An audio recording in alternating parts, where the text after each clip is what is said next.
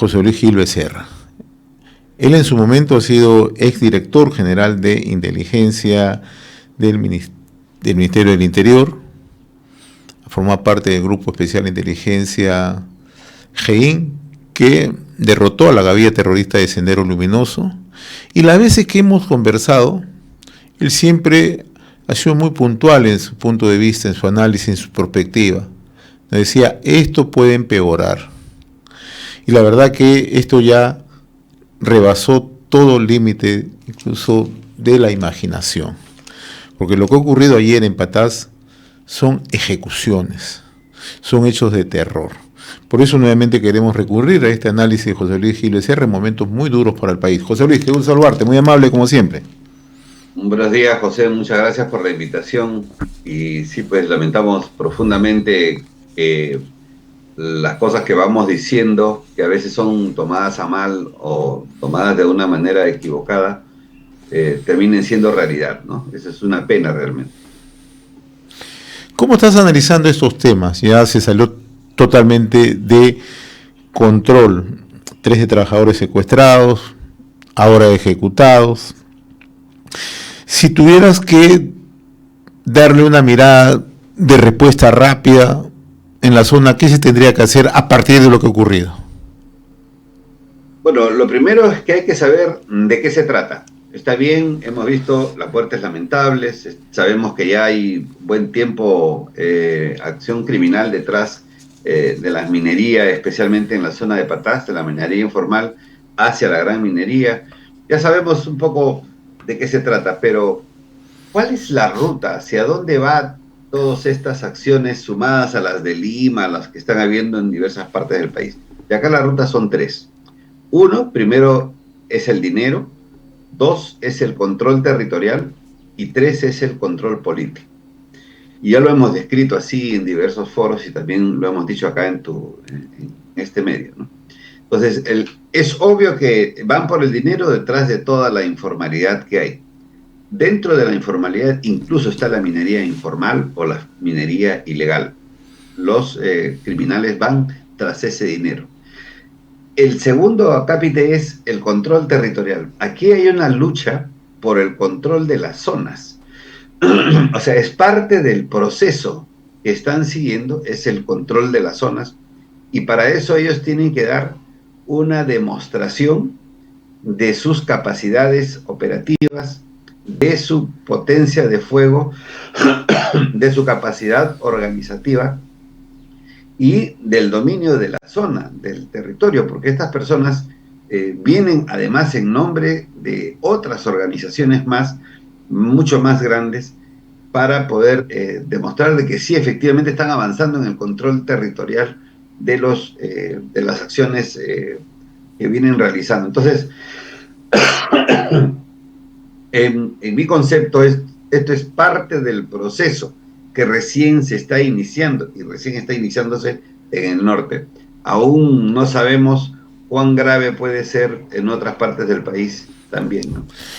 Acabamos de conversar hace unos instantes desde Cajamarca con el periodista José Luis González Maiki. Él acaba de realizar una investigación de lo que está ocurriendo en San Ignacio, en la frontera con Ecuador, donde la modalidad es la misma que se venía presentando en Patás, y con la presencia de inversionistas, entre comillas, es decir, mineros ilegales que se dedican al negocio, que ya están llegando a la zona, pero no solamente inversionistas, entre comillas, peruanos, sino también ecuatorianos, por la vulnerabilidad que tiene la zona.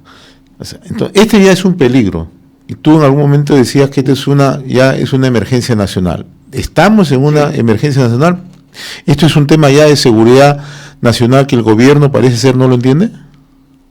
Sí, efectivamente ya afecta a los intereses nacionales y creo que el gobierno sigue en una actitud de negación del problema que tenemos, ¿no? El problema que tenemos es que el país está rodeado de países que nos están exportando más o menos unas 15 organizaciones criminales tan o más duras o más complicadas que las del Tren de Aragua. Ya hemos dicho que por el lado de Brasil, por ejemplo, tenemos a los Comando Bermelo, ¿no? a la familia del Norte,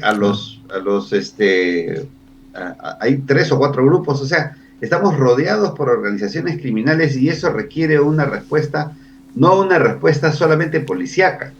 Esta es una respuesta de defensa nacional. La concepción del gobierno tiene que ser una respuesta de nivel nacional. Por ejemplo, ¿no? Por ejemplo, se debería convocar a los agentes de inteligencia de las Fuerzas Armadas en actividad y en retiro para formar batallones en apoyo a las actividades de inteligencia de la Policía Nacional. Y si tienen que darse normas para eso, que se den. Pero en este momento lo que se requiere es esta capacidad de poder obtener la información para que las operaciones se dirijan de manera precisa, de manera exacta. No es posible que en pleno estado de emergencia tengamos grupos de soldados de las diversas fuerzas cuidando plazas de armas, cuidando óvalos, cuidando puentes, que no son los lugares donde hay ataques. Hay que hacer un esfuerzo de análisis estratégico de dónde están los puntos donde las fuerzas del orden, inteligencia y operaciones deben estar. Entonces, estamos realmente desenfocados, no hay una visión estratégica y no hay tampoco, creo yo, hasta ahora alguien que dirija las operaciones con una visión estratégica, con una visión amplia de lo que está pasando en este momento. La primera acción es esa, convocar a las capacidades de la inteligencia de las Fuerzas Armadas para que apoyen a la Policía Nacional. Fíjate, y por último en esta parte, ¿no? Es como si hubiera una guerra. La Constitución dice que la Policía Nacional tiene que apoyar a las Fuerzas Armadas, ¿no es cierto? Y se convierten en agentes que pueden apoyar a la Fuerza Armada. De igual manera, si hay un problema interno, la Fuerza Armada tiene que apoyar a la Policía Nacional. Pero no es un apoyo de militares vestidos como si fueran a la guerra, pero están en el óvalo Higuereta, pues, por favor, ¿no? En el caso de Patás, ¿debería ya haber una intervención directa de las Fuerzas Armadas, que las Fuerzas Armadas tomen el control? Sí, nosotros hemos planteado, tú recuerdas en una entrevista anterior, que se declare esta una zona de emergencia con un comando político-militar y que se establezca un perímetro que sea declarado zona militar, que sea declarada zona que no se puede entrar, ¿no es cierto? Entonces todo lo que se mueve, que entra o que sale, está bajo el control de la Fuerza Armada, ¿no? Porque de estos sujetos entran impunemente, entran a los socavones, secuestran a las personas y, como hemos visto, los asesinan. ¿Va a ser la primera vez? No. Van a seguir haciéndolo. ¿Por qué? Porque necesitan fortalecer su presencia en esa zona, necesitan fortalecer su control territorial, necesitan hacerse cargo del territorio. Ahora, si ellos terminan por controlar estas áreas, va a pasar, mejor dicho, está pasando lo que ya pasaba con Sendero Luminoso, que tenía zonas liberadas. Zona liberada, ¿qué significa? Liberada del Estado, o sea, no hay policía, no hay militar, no entran hombres de inteligencia, no entra nadie. Y perdemos territorio dentro de nuestro territorio, no puede ser. Entonces, porque si perdemos esto, vamos a perder muchos territorios a nivel nacional.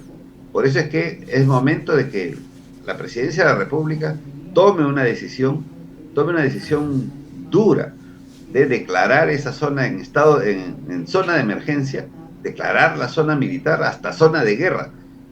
Porque si el Estado no muestra los dientes, si el Estado no muestra su verdadero potencial con sus fuerzas de seguridad, serán las organizaciones criminales las que terminen por doblegar al Estado peruano.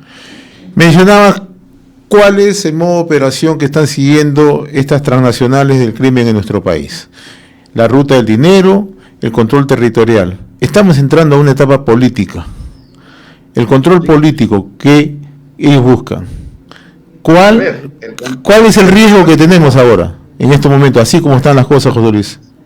A ver, las tres partes, el dinero, el control territorial y el control político, los tres son cruentos. Se consiguen a sangre y fuego, ¿verdad?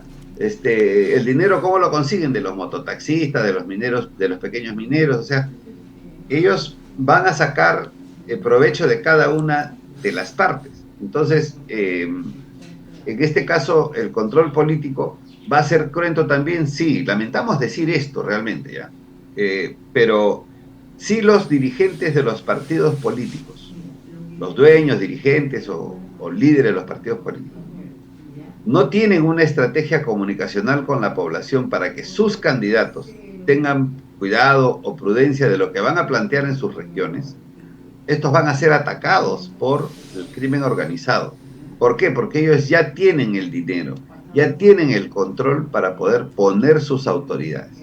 ¿Para qué quieren poner un senador o un diputado? En este caso, primero que vaya a ver, ¿no es cierto? Para que sean un muro de contención en el tema de las leyes, sean un muro de contención en el tema que los afecte a los criminales. Ese es el verdadero, entre comillas, valor del poder político.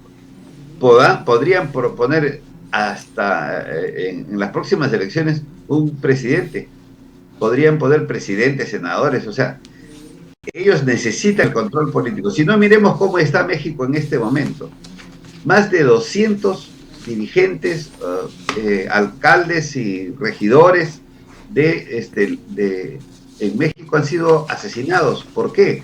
Porque son gente que no se presta, claro, que no está a disposición del crimen organizado, que sí los necesita.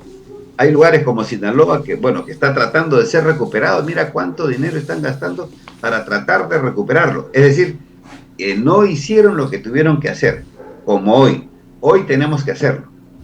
Si no, en los próximos años nos va a costar recuperar ese territorio muchas vidas, mi querido José. Muy bien, José Luis, yo te agradezco como siempre la amabilidad que has tenido con RCR, Red de Comunicación Regional. Muchas gracias como siempre, saludos. Gracias, buenos días.